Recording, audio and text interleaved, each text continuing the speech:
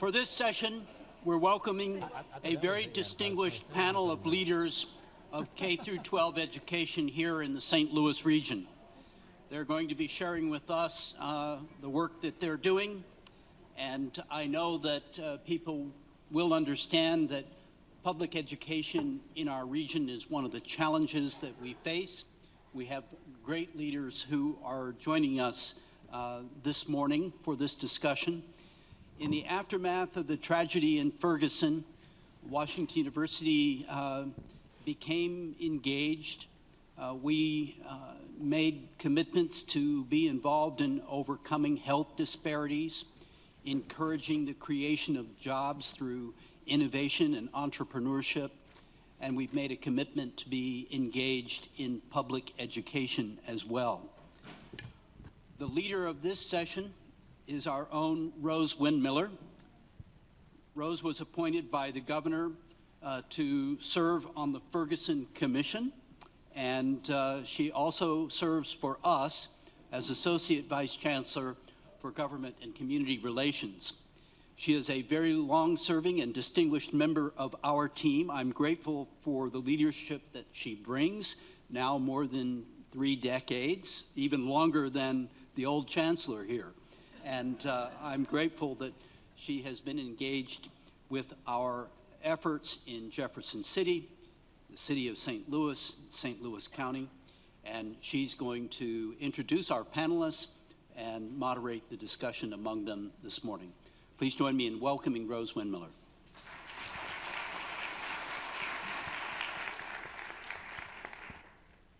Thank you so much. Can you all hear me? I'm not sure I liked Mark's introduction. He used the word old several times.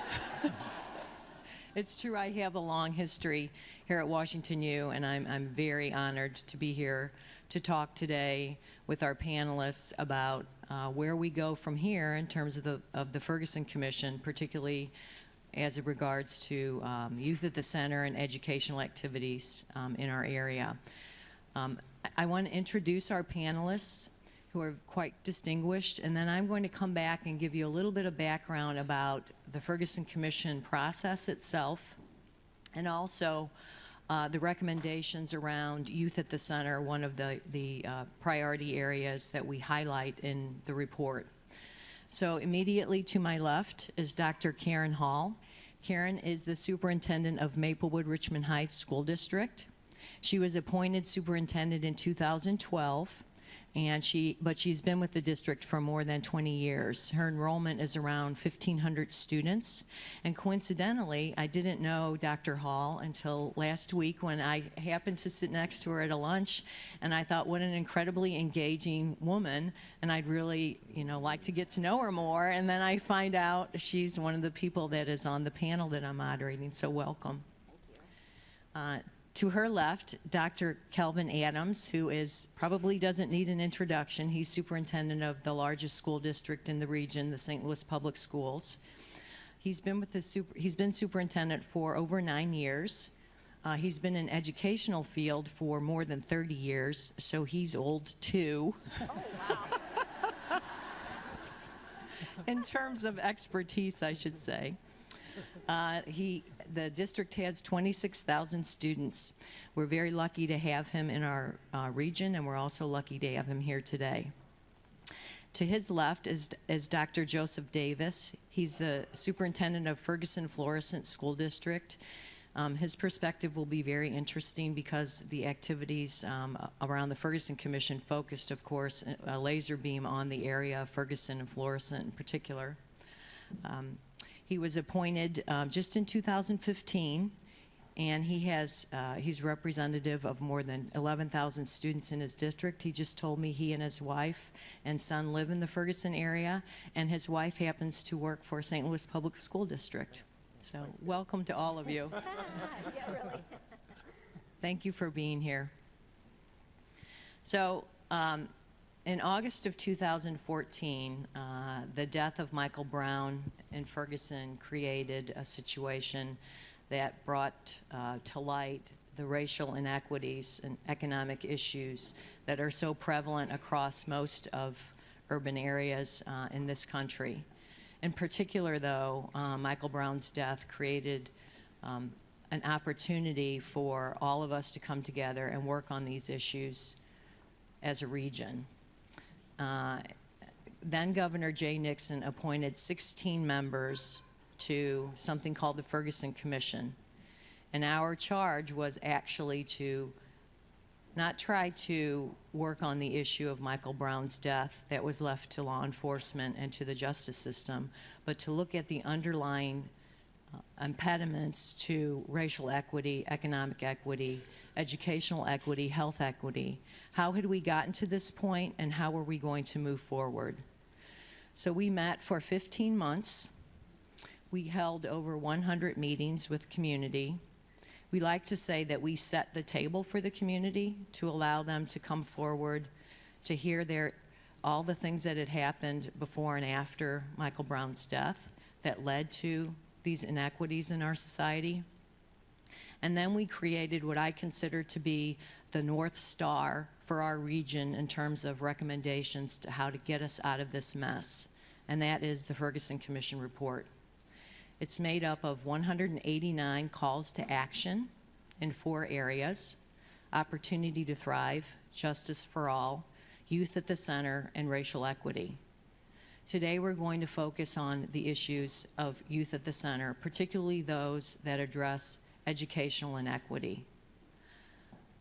The university, you're going to hear in the next panel actually what the university is currently doing in terms of how we are reacting to and working on recommendations within the Ferguson Commission, but I can tell you that we currently have and have doubled down our efforts in particularly in areas of public education. So we currently we sponsor 2 charter schools, the KIPP schools and Hawthorne schools. We have a very active college pipeline program. We are involved in student advising in several high schools. And glad to hear one of them is at Maplewood, Richmond Heights. And we are also very involved in the Institute for School Partnership, which provides curriculum development and support and professional development to almost all the school districts in our region. So with that, I'm going to turn over to Dr. Hall, the microphone, and she can give you an idea of what her school district is like, some of the challenges they face, and also sort of what her perspective is on racial equity and educational equity in St. Louis. Thank you. Do I use your mic or do I use yours? Okay. Good morning. Can you hear me? Hello? Turned on? Oh, they didn't tell me that. I have to turn it on? You're on. They said it was on mute, and it's on. Okay. Can you hear me? All right. Good morning, everyone. If not, I'm going to use my teacher voice if the mic doesn't work. And then I'll start standing up and moving around in the room if I have to. Thank you so much for coming out this morning. I feel very fortunate to share our story. It's a unique story if you don't know about the Maplewood Richmond Heights School District. It's a transformed district. About 18 years ago, we started our transformation. We were in a very compromising, challenging situation back then. We had financial problems, and there was this exodus of our residents going to private schools. So we had graduating classes of like 30 students at some point. So when the community came together, and my predecessor was the leader at that time, they decided we wanted something different for our students. Now, the Maplewood Richmond Heights community, which is not too far from here, is a dichotomous community. And it was more so then, talk about our challenges, I'll get there in a moment, because our demographics are changing. But we decided, because of the complexity of all of our families together, we needed to create a space that ensured educational equity for all. So when we were transforming ourselves, we were very deliberate about creating shared experiences that all children could build from. Because when you have the have and the have not, that's complicated. And you want to ensure that no one is left behind. I know you all can hear me now, right? So I'm going to lower my voice. So our mission and vision was designed in that way. It was based on a constructivist model where you would have project-based learning, where you would have experiences out in the community. At each level, our early childhood center, our elementary school, and our high school, very deliberate. We had our staff learn how to create curriculum that was responsive to the students that they had in their classroom every single year. So we don't buy our curriculum. That's part of how we are responsive to who we have each and every year. So all of these things were in existence, and they have been, and we've been going deeper with our work and our intentionality with this. And we're very straightforward, especially when I stepped into the role as superintendent, that we will have social justice at the forefront. There you go. It's our lens. That's what we do. I even tell my teachers, my new teachers, I interview them, all of them, when they start. So I get to meet each and every one of them. This is who we are. This is how we do our work. If you're uncomfortable, this is not the place for you. My HR administrator doesn't like it when I do that. But I keep it real. Because we have this diversity in our space. So with that in mind, when Michael Brown was killed, we leaned into that. And what I mean by that, each year, when I launch the new year with my admin team, we always start our work about why. What is the why? Why are we here? Why is this important to educate the way that we do? And it's all based on social justice concepts. And so with that, with the regular conversation, these courageous conversations that we have with each other, that goes down to the building level. And when the teachers are more comfortable with that, then they're able to engage with the students. And that was all by design. Is it perfect? No, because we're all on this journey in different places. But it has been my vision and my purpose, and what I will do until it probably kills me, is to create an environment where we can have courageous conversations. So we created spaces. We have a group at the high school where they regularly talk about race relations. That existed before this incident happened in the region. So we had spaces already to help students unpack this. But it was still hard for us all to engage. And one of the most challenging things, and I've been reflecting on this quite a bit, as we've had so much happen in the region, is how do you support the teachers?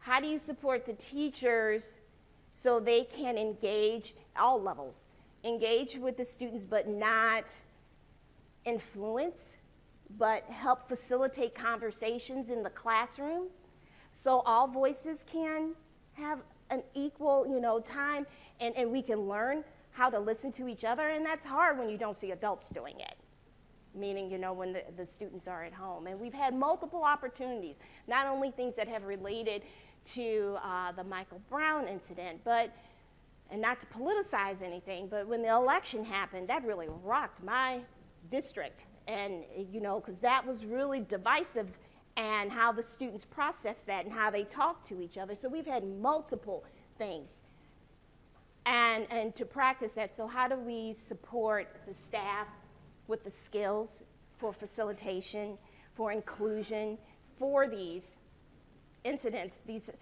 regional incidents, national incidents that occur pretty regularly now since 2014.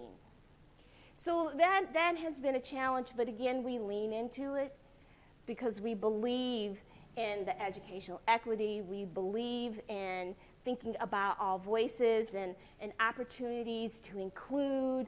And again, because we write our curriculum, we're trying to be responsive. We're trying to create spaces so students can learn because they're wanting to talk about these things. And student voice also is something that we're developing opportunities to have constructive dialogue and have students drive initiatives. So we're really developing activists at MRH because that is what this time needs. And it may be a little uncomfortable sometimes for the adults, but that's what our times need right now.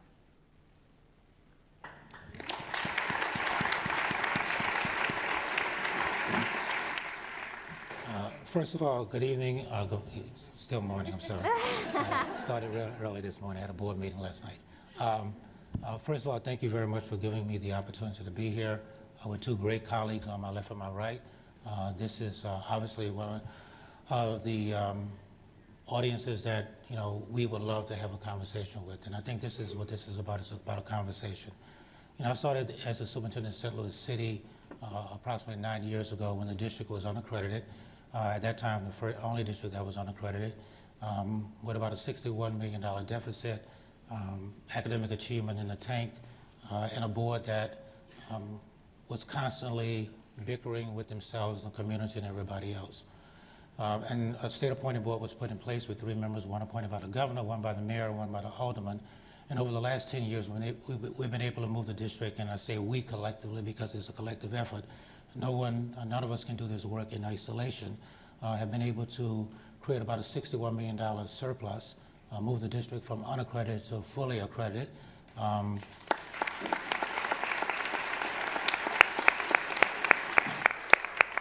And create an environment where I could have a school board meeting in 35 minutes. Oh, wow. I'm impressed. But that's the past, and so the real question becomes what happens moving forward. And for us, it's really about continuous improvement. How do we get better at getting better? It's what I have challenged my staff about and what I'm challenging every audience I talk to about. How do we get better at getting better? It's not enough to get to some place and go to the next level. It's about continuing looking at your data and looking at what needs to happen in terms of impacting the lives of the young people that we service every day. The Ferguson Commission was really focused around looking at data, and the data spoke to the inequities that happened in this particular region.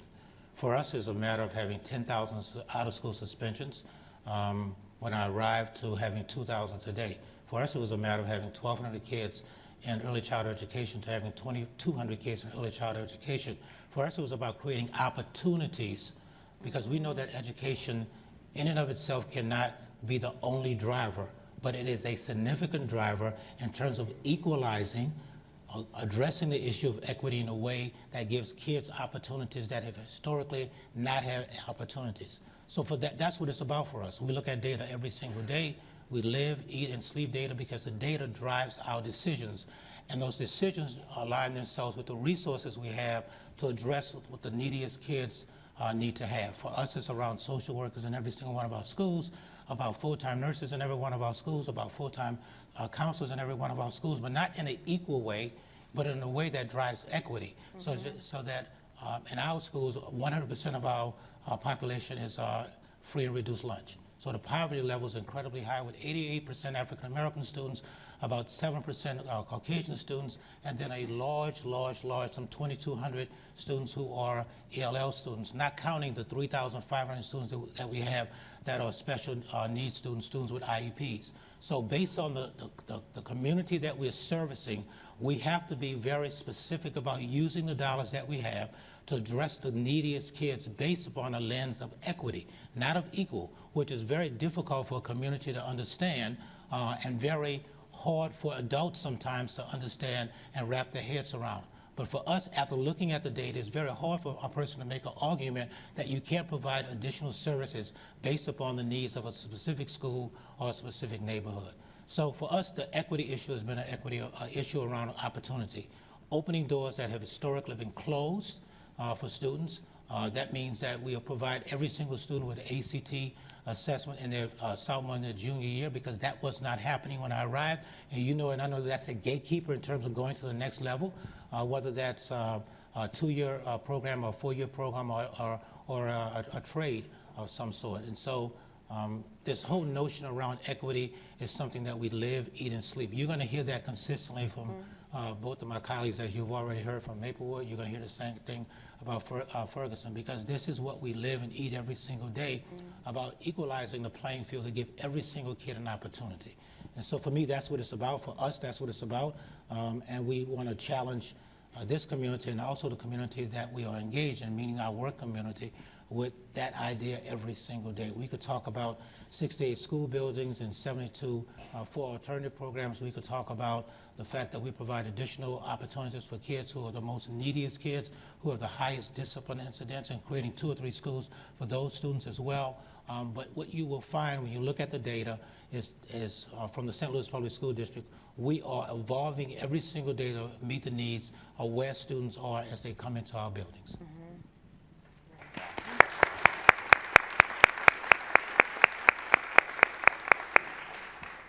Good morning, everybody. I'm elated to be on the panel with both these colleagues of mine. They are amazing, obviously, and I always get motivated.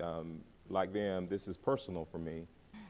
You know, I came to Ferguson post Michael Brown. I came because of Michael Brown and what happened. I grew up in North Carolina, was a superintendent there, and saw from North Carolina what happened in Missouri, and I've seen it all my life as a black man, and experiencing the things I have in the South, and it was, you know, in my face all the time. And so I applied for the job in Ferguson and was so excited that they chose me to come and help with the work. Let me say that I am nobody's savior, although I do have one. You know, and my job is to be a champion for children. And being first generation college, let me tell you that my mother and my grandmother were my parents. My mom was 17 when she had me, and grandma stepped in. And it was because of teachers, and largely white teachers, who made sure I got educated well. And that is the issue for me more than anything else, right? Is that we got to educate all children well. I don't care what color they are. It just so happens across this country, yes. Every time. But in our country, it's mostly children of color. So you can look at the data and it'll bear out in most every school district, especially those that are diverse, that the kids who are performing the lowest largely are kids of color, and more specifically black children, and even more specifically black males. So we got to be intentional, and we got to have these conversations about race and about equity. And so when I applied to Ferguson, largely my motivation to come to Ferguson was not only because of what happened to Michael Brown, but because of justice and providing justice. And so, you know, one of the things in Ferguson-Florissant School District that really excited me was the commitment that the community had to public education. Let me give you a quick statistic, some data. So, you know, most school districts, you get your money from federal dollars, state dollars, and then local dollars. In my district in North Carolina, which was a poor 92% African-American district, 9% of my money in my budget there came from local, 9%. The state average was 24. You know, it was abysmal. It's probably some of the reasons that I had so many people who didn't like me, because you have to bring attention to these matters, right? Ferguson-Florissant, that number 9 in my district there, here was 55. And so that said to me that some people cared about public education, and they valued that, right? And so I wanted to be a part of, or actually look more deeply about why and how the dollars were being spent. We have a lot of work to do in Ferguson, but let me tell you that the place that I think is really important to make it happen is in the classroom. Nothing is more powerful than a teacher who understands what kids need to know and be able to do, and then secondly, who believe they can. That is critical. And to me, my hardest job every day is changing mindset. We have to believe that all children can learn. And it sounds maybe trite, but it's so real. We have to believe that children can do it. I never went to France, although I studied French in high school, and many of my friends, white, did. But did that mean that I couldn't learn and do as well as they could? Absolutely. I could, you know, do as well, but I didn't have access. And so for me, equity, because we have to define that. Everybody says it, but do you know what it really means? And for me, equity is access, right? Access to quality. I need teachers in front of children who understand calculus and can teach it well so they score a 5 on the AP exam. I don't need folks who just have a degree from wherever and then don't know how to connect the dots for children, right? Equity is access. We have to give children access to quality, all children. I had a former board member tell me not too long ago, he said, and it was the most powerful words I heard in a long time, he said, when we all do better, we all do better. Yeah. There's nothing more powerful than educating all children well. And what we have to do is that we have to shine a light. First, we have to have these conversations like this. And so I applaud WashU, Chancellor Wrighton. Yes. I applaud you for having this environment to begin this conversation, because we all have a responsibility to make sure that we provide access to equity to all children. But what does that mean? For me, right, it means this. You know, you have to have quality standards and curriculum to make sure children are learning the standards well, right? But to me, equity is taking them off my glasses and putting on some different ones that helps me to see the content differently, and then providing all children with access to that content, right? So equity isn't changing the standards or changing and lowering the standards for children. It's keeping the standards high, but making sure that we bring in all children and they learn it well. And one of the things that, my wife and I are raising a little black boy who I love him to death. And he's 12, and I was just telling him a minute ago, my back is hurting because he loves to wrestle. And I can't do it like I used to, right? This back is 48 years old. It can't do it like it used to. But my point is that, you know, it's so important for me and my wife to make sure that he gets that access. Because I believe that not just boys, but all people get their identity from their fathers. I believe that, and I could go into that later if I need to. And I believe that I give him that, and I think that that's some of the work that we have to do in this country, is we have to do some identity work. Like, we have to look in the mirrors ourselves and figure out who we are and where we come from, and then how do I fit in this space? That's how we enter into those conversations. And they're hard, right? When I was in grad school, I was afraid. I'm coming from a little old town in North Carolina, cropped tobacco for 4 years. Nobody can tell me about hard work and poverty, at least in my mind. And I thought my voice didn't matter. But what I found was it absolutely does. And what we do is, the truth is, we're more alike than we're different. You know, and I always use Kelvin. Kelvin's our executive director for communications. Wave your hand, Kelvin. Kelvin has a ponytail. And so when you look at Kelvin, you know, you may think a certain thing, and look at me, you think a certain thing. Kevin's, I call him my friend, because he's had an experience that's much different than mine was. But what I find is that we're more alike than we're different. And when we have these conversations, we grow from those conversations. There's no answer to the issue of race. If it was, I'd sell it. I would sell it and never have to work again. I could be like Chancellor Wrighton and retire next year. But what I think we can do is heighten the awareness, our awareness of others, and understand people better, so that we can meet them where they are and then bring them to the standard and then more. We can't just meet kids if the standard is 5. We can't meet them at 1 and bring them to 2. We have to meet them at 1 and bring them to 5 and then grow them a year. If we do nothing else as superintendents and teachers, is we have to assure that every child gets at least 1 unit of education every year. We owe that to them. And I'm grateful to Ms. Boykin for giving me that. She taught me trig in high school, made straight A's in her class. I could always do it, but no teacher ever brought it out of me. And it wasn't my fault. It's not the child's fault. I don't care what anybody says. You don't tell me a 12-year-old knows what to do and how to make a great decision. They can't. Especially kids who come from homes that are first generation college and parents having to work. My grandma couldn't go to school, right? She had to go to work. She cleaned people's houses during the daytime and worked the second shift job at night. You tell me she had time to go to school? But she made sure I did and did what I was supposed to do, right? And so what's important is that we have to have these conversations as a country about race, about equity, and we have to have some honest conversations, first with ourselves and then with each other, so that we grow together. So that's my opening.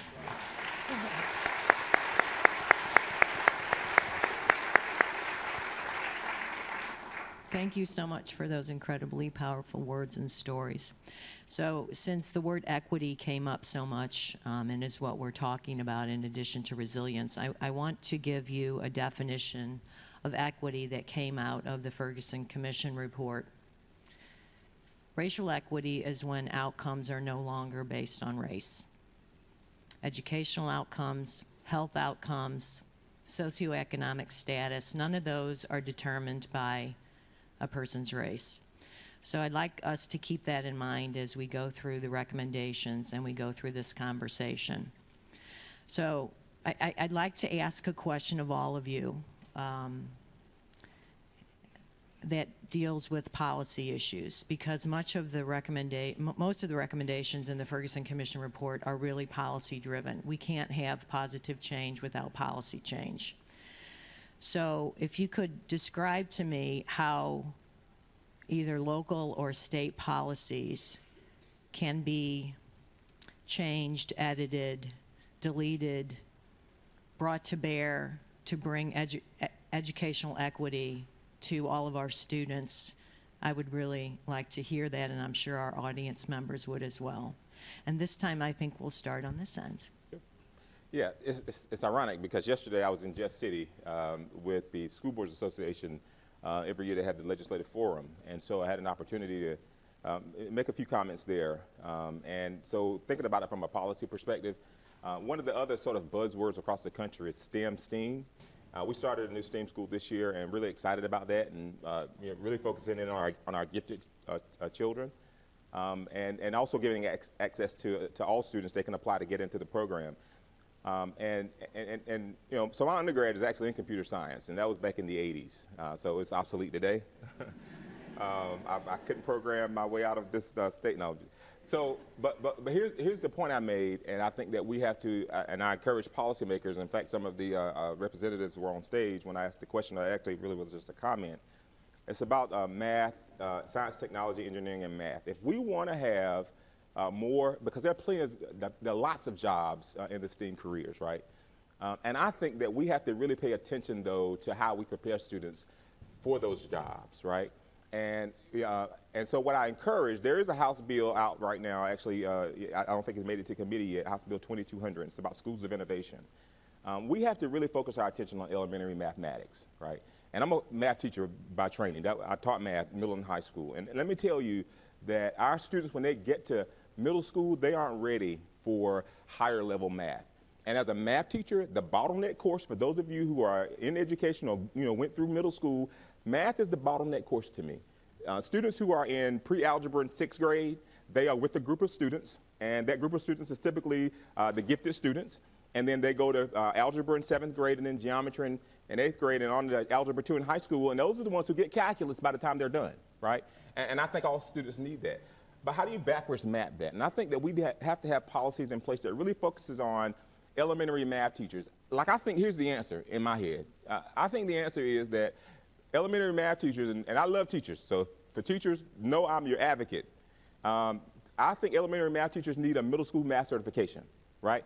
Because what we're finding is that, especially in 3rd grade, which is where testing begins, especially in 3rd grade, students are either going up or down. And if the teacher has a strong math content knowledge, then you tend to have students who do well in math. And if you don't, then it's the other way. And we see more students who are grossly underprepared for middle school math and then on the high school math. So I think that from a policy perspective, that's what we're focusing our attention. And we actually brought on a math specialist who's finishing up his PhD in pure mathematics from Southern Mississippi. He was teaching at a college, and we have a high school person who has a master's in math. We have content-strong people to support our teachers in the elementary schools so they get that foundation. And I think if you have policies, you're right, there's no sustainability without policies. You got to have policies that support that. And so that's one of the areas I think we can provide access to equity for all children, is giving teachers that support so that they can educate children well. So, do you mind repeating your definition of equity again? Equity is outcomes are not based on race. Educational outcomes, health outcomes, socioeconomic status, none of that is dependent on or correlated to a person's race. When that is achieved, equity is achieved. So it is clear to me that equity does not exist then. If the definition that you articulated is the definition around equity, and I'll give you 3 examples of why I think that is so. At the federal level, and I had this conversation with Arnie Duncan when he was the Secretary of Education, and it was a funding resource issue, but it speaks to this notion of equity, and I'll give one at the state level and one at the at our level that we changed. At this present time, districts that are considered to be high poverty districts like St. Louis Public Schools get Title I dollars. For us, that represents a large amount of money that's used to support the neediest kids in our city. We get somewhere around $25 to $30 million of Title I funds. But the federal guidelines dictate how those dollars are being used, such that if I use those dollars to cover something that had historically been covered by local dollars, then I cannot do that. It's illegal to do that. And so what I said to Ernie Duncan is, give me the flexibility to use the dollars in the best way possible to support the neediest students in my district. And an example of that would be if I covered the cost of a nurse with general operating dollars, dollars that were coming from state dollars or local dollars, I can't now use federal dollars to cover that cost. I have to use I have to continue to use general operating budget dollars, which restricts how I use my title funding.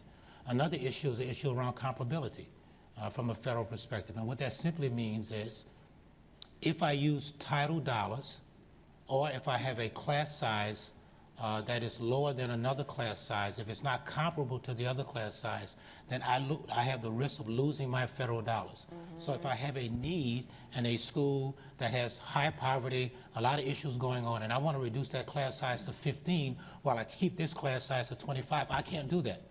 Well, if I do that, I have the risk of losing the $25 million that I have in title funding because it's an issue of quote-unquote comparability. That's at the state, at the federal level.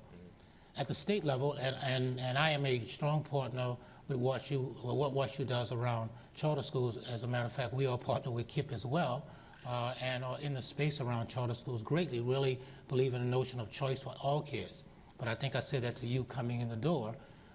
The book that governs charter schools is about this thick. The book from the State Department of Education that governs me is about this thick. Yeah. And so while I want the same kind of flexibility that exists so I could experience the kind of choices that are taking place without all of the minutia of the laws that govern me on the state side as it relates to that. So if it works on this side, why can't it work on this side? Right. Okay, the flexibility exists here, the flexibility needs to exist here. Lastly, at the local level, the district was under a desegregation agreement until about 2008-9. Because of that desegregation agreement, kids who apply for my magnet schools, schools of choice, if you will, could apply. But there was a ratio that had to be in place, 60-40. So if I had a school like Kennard, which is the top school, well, use Metro, the top school in the state of Missouri at the high school level, if I had open slots at the high school level, because not enough Caucasian students were applying, I could not put African American students in those spaces. So I literally had a school under-enrolled because of the racial issue that was going on relative to what the policy or law was as it relates to interest and enrollment. We got rid of that about 5 or 6 years ago. We just said, put us in jail. That's the way it's going to be. but I could control play the game. That. Yeah. I can control that one. The other two I can't control. So the whole notion of policies are incredibly important because no matter what we do here, it goes away when we leave if there are not policies in place to allow others to continue to do the same kinds of things. And that's the real critical issue around this notion around policy. It's about flexibility. It's about putting things in place that can last us and last those persons who are innovative enough to look outside of the box to create opportunities for kids. We are doing some of that work right now in isolation outside of policies, and sometimes crossing our fingers, crossing our legs, hoping and believing that somebody doesn't catch us as we do these kinds of things. But and we don't really care at the end of the day. But if policies were in place, it would become much more systemic across the entire region, not just in isolated pockets in 3 districts that you're talking to or 4 districts that you're talking to. Right.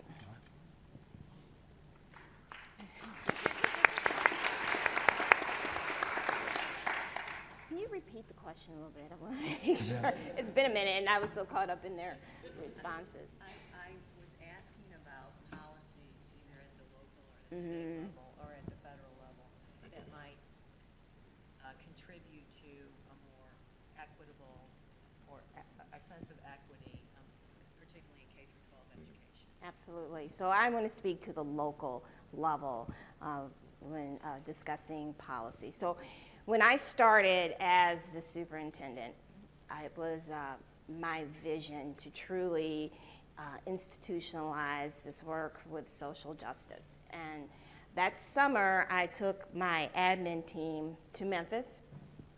We went to the Civil Rights Museum. And we had our time there individually, and then we came back together as a team. I passed out their discipline data. They had a moment. It was not the district's practice prior to that moment to desegregate by race. And I know, but we're growing. So that was then. And so they had their moment to review that data. And the faces. And this is after they've been to the Civil Rights Museum. So I'm all about the why. Why are we doing what we're doing? And I told all of them, you will do better. So that was the beginning of our work, understanding that we have these disparities even here, and we're saying all this stuff, and we have our metaphors, and we need to get real about how we are educating all children. Do they all have access to these wonderful, innovative programs at MRH? Let's get real. Is everyone having the MRH experience by the time they leave high school? And do our teachers really understand how to educate all children? Where does implicit bias come in? Because we're looking at this data, and it wasn't pretty. And so over time, we've had to refine and change our practice, and the only way to truly make a difference is change policy.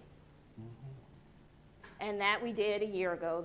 The Board of Education wanted to make the commitment to no longer have suspensions, out-of-school suspensions for K through third grade students.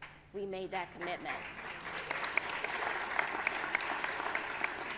But I have to tell you, it wasn't something that we just did. There had been years of study, professional development, commitment from my administrators and also from classroom teachers. And you have to support the teachers. You can say all this up here, but if you're not there, walking this walk, hearing them, what are the frustrations? How can I help you? Building that toolbox, it won't happen. So we've had processes put in place to support this change. It didn't just happen a year ago. We have been working on this for many years. What I appreciate, I might be moving ahead with the Ferguson Commission and what that brought about, it was very beneficial for us, the call to action, because the region started to pay attention to some of the struggles that we have in the schools and resources, trauma-informed work. I had supports from nonprofits that were available. It amplified what we were trying to do. And so now it's not just making it happen, but we can institutionalize some of the work that we started years ago. And I was going through the education part of the commission, and it's like, yeah, we were able to move forward with our policy. We're able to move forward with the trauma-informed care work because of the region coming together saying we want to make St. Louis a better space. So more resources have come available because of this. So the policy piece is very important. Yes, we had the practice, but what I wanted from my staff, yes, we have policy, but we need to back up and make sure we have the coherence, the clarity from pre-K all the way 12. What are you doing? What are you doing? Yeah, we're doing this in the younger grades, but it should continue with our secondary students as well. So we need to ensure that we have very clear procedures in place that we're following, that we review, You know, we are developing our trauma-informed plans. We have a 3-year plan on how we are going to become a district, pre-K through 12, which includes our staff, on how to use that as our basis of how we're going to respond to our students and our staff, because I don't want to leave out our staff. So the policy piece was not only about the discipline, but it was a commitment to everything for us. It had more of a ripple effect into looking at the social emotional care, the wraparound care for our students. So policy is incredibly important. You heard from different dimensions, and that was our journey with our commitment with the elimination of the K-3 suspensions. It's so important. One of the most important recommendations in Youth at the Center had to do with in-school suspensions and discipline in general, and the differences between discipline between white children and children of color. So I'm so happy to know that that in particular is being worked on in districts, because one of the problems that we've had with the recommendations is that nobody really owns the policy recommendations of the Forward through Ferguson Commission. So it's implicit, and it's important that all of us try to determine how we can make change individually. Policy change is really what we're working toward, but until we get to that point, I think it's important that all of us figure out where we can enter the report and look at things like, what is my own school district doing? How can I influence that positively? So I'm so happy to hear about the things that you're doing. I wanted to ask all of you what you think our audience, which is faculty, staff, and students and members of the community, can do to support school districts, particularly those that are under-resourced and are having some difficulty sort of leveling the playing field for all kids in education. I think people would be very interested to know that. And we'll start in the middle now with Dr. Adams. I thought about this question. I was meeting with the newspaper reporter this morning. I have a 7:15 meeting with her every Wednesday morning, and we just have a conversation about what stories she's working on, what kind of information she needs, and that kind of stuff. And I had this conversation with her, and the conversation was a conversation around sweat equity. And so money is always important to support districts that are in need, but what's more important is the actual person involving themselves in a real way in what we do. And that's called sweat equity. That means coming in, looking, watching, evaluating, assisting, advocacy, criticizing, because we get better as you look at us from a different lens, because we only see things from our perspective. So what's more important to me in my 68 buildings and the 24,000 students that we support every day is people coming in, volunteering and supporting, and partnering with us in ways that maybe historically have not been thought through or thought about. We would welcome any entity, anyone coming in to do that. Washington University has been a great partner in terms of doing that. SLU University, Harris Stowe. So it's not something that is not happening in the region, but the question becomes, can more of it happen? I think all of us are committed to this particular region and wanting to see young people's lives get better. I think you said we get better when we get better, that everybody gets better when, and so I think that's really the key for me. The key for me is sweat equity. Persons coming in and rolling up their sleeves and involving themselves in a real way in what's happening in the day-to-day lives of the young people that we impact, or we try to impact every single day. I think it's important. A friend of mine named Ron Jones, who's gone to New York now, worked at Grace Hill, said, it's the lived experiences that we want you to experience. The lived experience, not the ones that you see on television, not the ones that you read about in the book, but the lived experiences. When you leave from your place that's comfortable to a place that's uncomfortable and place yourself in that environment, that's what changes you. That's what's changed us here.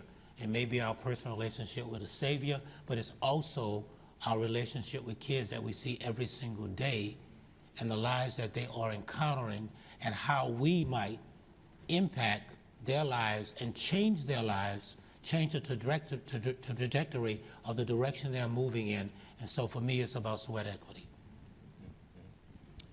So I think everybody here can do something today. And I'll just go back to a couple of weeks ago, back in January, the university had the Martin Luther King celebration. Dr. Mitchell spoke. And I remember holding Thorpe's words when who by the way is a North Carolina boy as well.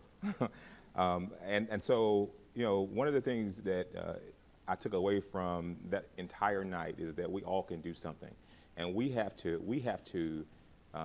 look in the mirror, especially if you're white, and especially if you're male. White privilege. And if you don't know what that is, I'm sure you probably do, some of you maybe, and not just white folks, black folks as well, is to have a real conversation about what that means to you and who you are. And be sensitive to your own experiences, because your experiences matter. If you're black, likewise, you have to look in the mirror and have some introspection as to who you are and why you believe what you believe. And then your next step, once you grapple with that, is to equip yourself with some tools to have a conversation about race and equity with somebody who looks like you and with somebody who does not. Because to me, that's where the growth will come from, is when we heighten the awareness of other people, other cultures, other people's experiences, and each of us can do that. When you change, so, you know,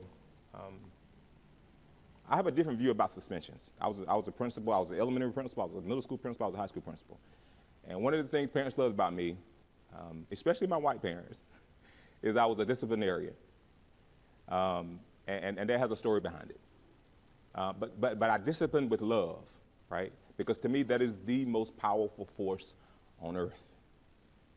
And, you know, so my view of suspensions is really about changing behaviors, right? And in order to change somebody's behavior, you got to change their mind. And in order to change their mind, you got to change their heart. And I've met some of the most racist black folks, some of the most racist white people, and I've seen them change. And I asked myself the question, why? And the why is because their hearts was changed. And when you change somebody's heart, you change their mind, and then you change their actions. And I think each of us can do that today. I think you can equip yourself with those tools so that you can begin engaging your community, your broader community right here on campus and in this region and in this country around those issues of race and class and inclusion and equity. Our board has adopted an equity resolution, and we have board retreats all the time because it's really about heightening that awareness. The other thing I think you can do, Chancellor Wrighton, so I believe in school-based health clinics, resource mapping. We're working really hard to build a school-based clinic so that we can provide all children. Because for me, for those who work around me know, I don't care what color you are. What I care about is that you're a human being and that you need to be loved and cared for, and then you need to be challenged so that you grow, right? And so so many of our children don't get the kind of health care they need. At least get triaged so that they can get some additional help. So we're doing a lot of resource mapping work, and so we believe we've identified a space. We'll know soon, but I've heard you say this quite a bit, and I would love to do some partnering along those lines. Vicki May, I'm grateful for Vicki, because we have had a strong partnership with WashU for the last 3 years since I've been here, and every summer we're on this campus doing a lot of work with our staff, training, and et cetera. But I would love to be able to do some of that partnership work as well. And also tap into some of the resources that are here, the expertise that are here. It's not all, we don't always need money, just the human resources, right? The expertise that can be brought to bear on helping us to deepen our practice. Because to me, it's about changing mindsets. And if we can do that, and each of you can, if we can do that, I think we can have a broader impact on this country. My colleagues here have really laid the groundwork. I mean, I completely agree with everything that they have shared. You know, the way that I think of it, I look at it from a macro and also a micro approach. You know, ever since the civil rights movement, public education has been that vehicle to improve social capital, cultural capital for our students. It was there, all of the accountability pieces have been put in place. We embrace those challenges. You've heard the stories from us today. We're not afraid of that. We are innovative. We come up with ways to meet the needs of our students because we believe in that. We believe that it is a right. It's a social justice issue for all of us. But we can't do it alone. And you've heard explicitly from my colleagues different examples of how we need the community. We embrace what we need to do, and we will never shy away from the challenges. But we need you. We need all of the social systems in our society to be accountable as well. Now, our accountability, you hear about that in the newspaper. Love test scores, right? Yeah, so do we. But, that was sarcasm, if you didn't catch it. However, in order, and this speaks to what Dr. Davis was saying, you know, we need to do our own work. Everything he said, I'm not going to repeat it. I completely agree wholeheartedly. We need, on a micro level, to have conversation. We need to speak our truth. Because you know what's going on. You shared different things that are going on in the classroom. If we don't have courageous conversations with each other, then coming into our spaces might be a little awkward because we're doing the work. So we need, as a region, and I appreciate the commission because they put it out there, how these different systems in society need to use an equity lens as well. In order to truly make an impact in our region, all the systems need to do the work as well. So again, on a macro level that's had an impact for us, that's just another example, is the St. Louis Children's County Fund, St. Louis County Children's Fund, that has afforded us so many resources that change things for us by allowing us to tap into the mental health resources that are out for us. So having that awareness and understanding what schools need, that's what the conversations come from. And that has really transformed my district. And that was before what happened with Ferguson. And that was part of our transformation, being able to bring in all those nonprofits to support our kids. So when you understand what, or have a deeper understanding of equity, and you have conversations with folks that don't necessarily look like you, and understand the dynamics of what's happening in the classroom, then we can truly, just think how exciting that is. When each system by themselves, they're working on the work, and then we come together as a mixed group, that's remarkable. And I believe it can be done. And it starts with things like this. Like Dr. Davis, he went there. He was like, racism. And I'm like, go, brother. Fist bump. And you have to do that. So, again, I just appreciate this opportunity for us to share our story because we're happy to do it. To have you listen, and I hope it has sparked some inspiration in you to just, if you have a one-on-one conversation, if something resonated with you, go there, because really that is important as well. Thank you so much.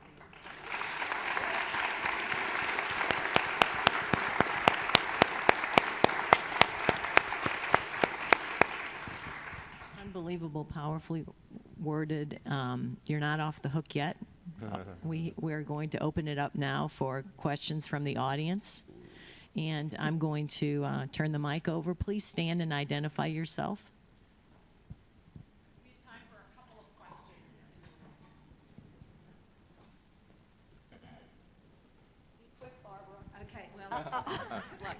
One issue that's being debated in Jeff City is a $25 million voucher bill. You were talking about policies that could affect public education. Also, many charter bills, in fact, charter bills do basically take the cost of funding per student away from the public school district. So, Dr. Adams, I would ask you in the present, but the others in the possible future, how does the loss of the total per pupil funding, I know for Ferguson-Florissant, that would be about $12,000 a kid. For 100 kids, that would be about $1.5 million. And 14,000, is that about right, for Maplewood, Richmond Heights, would be about the same. How will that affect your district's very great ability to provide equitable education? And Dr. Kelvin Adams, how does it do it now? Wow. Is it for them or me? You. There you go. Well, okay, so I believe that choice is good for all, but not at the expense of others, if that makes any sense. Because there will be some, if that is to happen, it will hurt me. I am a very small district. If you all don't know, I have 1,300 students. So the whole idea of a charter is like, I don't know what would happen, you know, it would decimate my budget and enrollment, and it would just really be devastating. So I appreciate conceptually the idea, I do, I respect that, but it's a choice. So when I hear choice, I hear winner, loser. And you're going to go here, but what happens to there?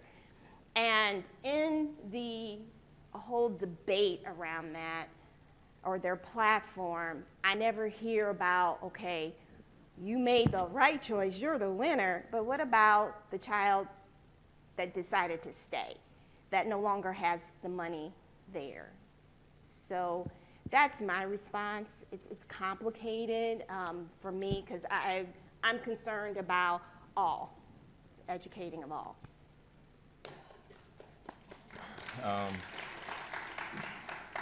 Yeah, I may be a little controversial with my comments. I think that's House Bill Senate, House or Senate Bill 619. 12.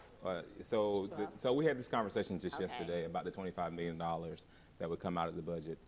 And so let me say that I'm about quality, right? And that's, to me, the most important thing you can do. And I'm not anti-charter or anti-vouchers. I just have a hard time with using public dollars for private reasons, right? And the problem I have also is that, you know, some charter schools and vouchers would enable the same, allows you to cherry pick kids. And I have to educate every child that comes to me. And when you begin siphoning that money out of my district, then it causes problems. It just does. Now, I get it. Parents want their children to be educated well. So that's the other side of the coin. So in my role, absolutely, I'm thinking I need those dollars to be able to do that work in my district. So I think it's something that Dr. Adams said before. Take away those regulations and stop tying my hands behind my back so that I can educate our children well. And there's so many, you know, so much bureaucracy and red tape around the things that we have to do in order to pay a teacher or to bring in a reading specialist. Listen, I'm not a doctor or a lawyer. I'm a teacher, and I know I can teach, right? Like if they let me go tomorrow, I go get a math teaching job. I love teaching, and I know what great classroom instruction ought to look like. Let me do that, right? And so when you begin taking dollars away from us, and then it goes in those into places where you know, it just it makes it even harder for me, I can't support that. I won't support that. And so that's, you know, that's my position on it. So lastly, we have done a really poor job in this state around the partnerships between charter schools. We have just failed miserably. The two things that you just indicated continues that failure. And so you have to fix the problem first before you do anything else. We have had a partnership with charter schools over the last 13 years, much more in my tenure than it was prior to that. It was a constant fight. And so I believe in quality choices, and so I believe in charter schools. I believe in all of the other kinds of things that exist. But what has happened in Missouri is that we've created a system that has almost created haves and the have-nots to continue the equity does not exist in that arena. And so that has to be fixed, I believe, first before you do anything. There's a there's a reason why public dollars are not used to support. It's not in a voucher arena because that's a religious educational environment, and there's a reason why the federal government said that there had to be a separation of church and state as it relates to that. So I'll let the laws govern the voucher piece. As far as the charter school piece, it's about quality, it's about accountability, it's about fixing the problem first that exists historically around how we partner together. I think Doc mentioned the whole notion of partnering together. Somebody's going to lose, somebody's going to win, and so how do you create a partnership where everybody wins? One of the big challenges that happens when this occurs is there's no uniform planning. There's no planning around it. So if a charter goes in her district, nobody's going to sit down and talk to her about where it's going to go. It may be great to go to this neighborhood or that neighborhood, but nobody's going to talk to her about it. In other words, it's not a partnership. McDonald's doesn't move next door to Burger King. It doesn't happen. But we allow that to happen in this environment because we don't plan and we don't put structures in place for that to happen.